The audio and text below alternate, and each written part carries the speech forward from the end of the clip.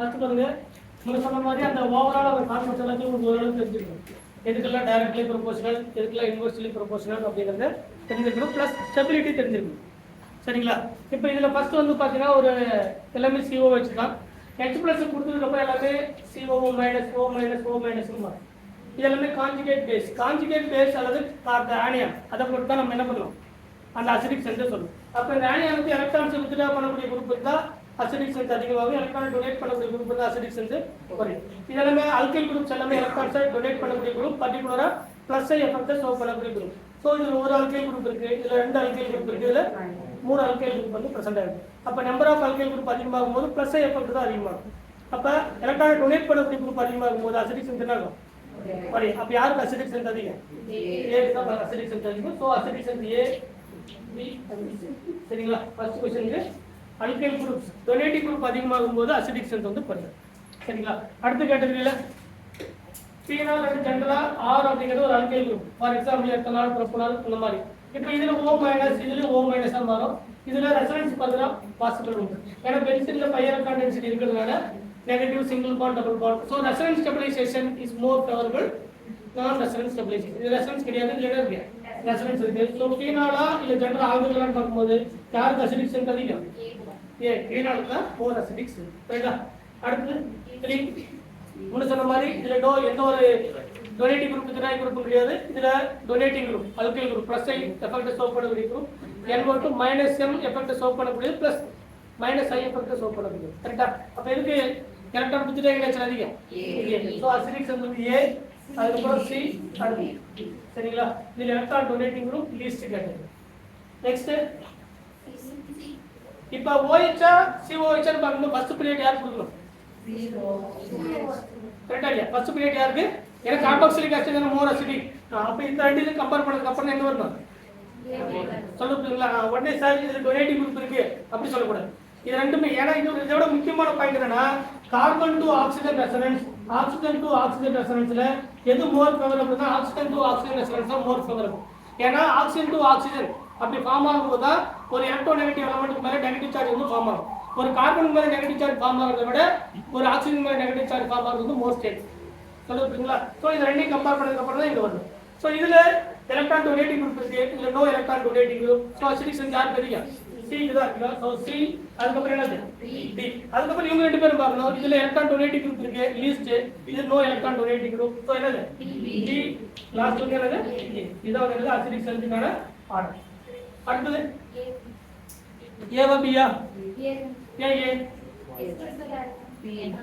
இதுல one jump rule பார்த்துக்கிறோம்.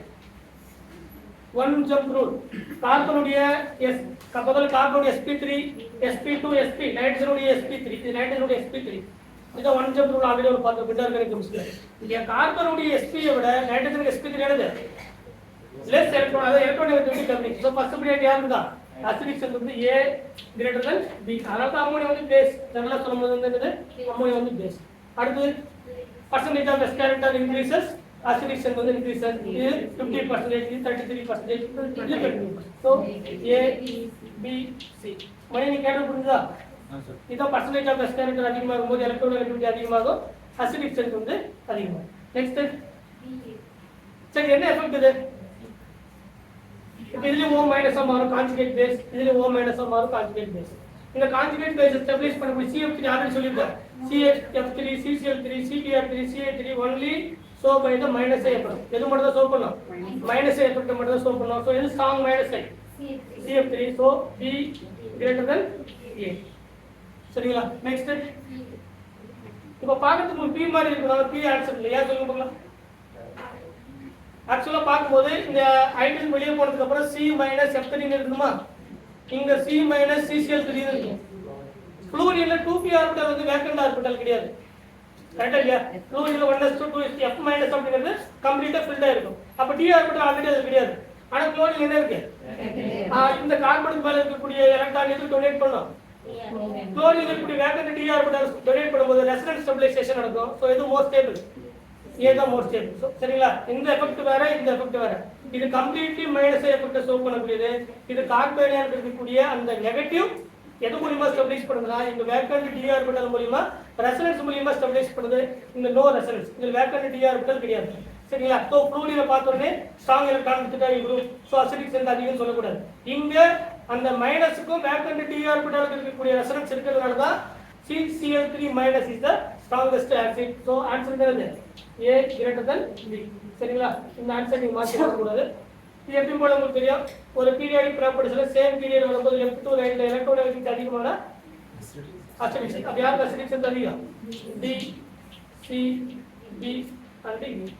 சரிங்களா? ஹைட்ரஜன் ஃப்ளூரைட் மோர் அசிடிக். அதே மாதிரி இங்க டவுன் தி குரூப்ல இந்த ஃபேக்டர் வேற, இந்த ஃபேக்டர் வேற. அதனால தான் தனித்தனியாக இருக்கு. இதுல எலக்ட்ரோநெகட்டிவிட்டி லெஃப்ட் டு ரைட் வரும்போது கார்பனோட மோர் எலக்ட்ரோநெகட்டிவ் நைட்ரஜன், நைட்ரஜனோட ஆக்சிஜன் மோர் எலக்ட்ரோநெகட்டிவ், ஆக்சிஜனோட fluorine more electronegative, more electronegative element கூட கரண்டா இருக்கக்கூடிய அந்த hydrogen more acidic hydrogen. So left to right வரும்போது எலக்ட்ரோநெகட்டிவிட்டி பேஸ் பண்ணி வரும்போது HFக்கு more acidic character. Down the group வரும்போது சைஸ் பார்க்கணும். சைஸ் வந்து என்னது? ஆனியனுடைய சைஸ் பார்க்கும்போது கான்ஜுகேட் பேஸ் உடைய ஸ்டெபிலிட்டி யாருக்கு அதிகமோ அவங்களுக்கு என்ன அதிகம்? அசிடிக் சென்ஸ் அதிகம். அதனால தான் ஹைட்ரஜன் எவ்வளவு என்னது? ஸ்ட்ராங்கஸ்ட் ஆசிட் படிக்கிறேன். கரெக்டா இல்லையா? என்ன reason? Sir F minus, Cl minus, Br minus, I minus. கரெக்டா இல்லையா? H பிளஸ் போனதுக்கு அப்புறம் ஒரு நெகட்டிவ் சார்ஜ் ஹோல்ட் பண்ணக்கூடிய கெபாசிட்டி யாருக்கு உண்டு? Iodine the larger size ion. So அதுக்கு என்னது? கான்ஜுகேட் பேஸ் உடைய ஸ்டெபிலிட்டி அதிகம். இது சைஸை பொறுத்து. சரிங்களா? சோ அசிடிக் சென்ஸ் யாருக்கு அதிகம்? ஹைட்ரஜன் அயோடைடு தான் இல்லையா? ஹைட்ரஜன் ஃப்ளூரைடு சொல்லக்கூடாது. இங்க கான்ஜுகேட் பேஸ் உடைய stability the more negative charge is stabilized by the charge dispersion. So hydrogen iodide is the strongest acid. This is hydrogen fluoride. Period அதாவது பீரியட்ல வரும்போது வேற, குரூப்ல வரும்போது வேற. சரிங்களா? இன்னும் நிறைய கான்செப்ட் இருக்கு. அது திரும்ப ஏதாவது ஆர்கானிக் கெமிஸ்ட்ரியில் வர மாதிரி இருந்தால்